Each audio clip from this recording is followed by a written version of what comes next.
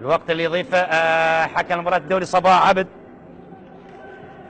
وشاهدنا امامنا مصطفى عبد الكريم الحكم الرابع لهذا اللقاء. 3 دقائق. اعتقد المباراة توقفت بابعاد وهدف. الله، جول للزوراء، هدف رائع للزوراء. بايش الاولى ارتدت من القائم الايمن والثانيه في المرمى، من بايش.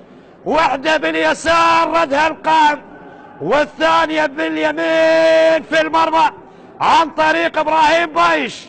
الله الله الله على هدف رائع عن طريق ابراهيم بايش. لاحظ لاحظ لاحظ، لف ودار بايش وسدد على المرمى، وكانت صعبه على سيف من تحت اقدام سيف جميل. يتحمل جزء كبير حارس المرمى لكربلاء سيف جميل هذا الهدف. لاحظ الاعاده، كره الدقائق الاخيره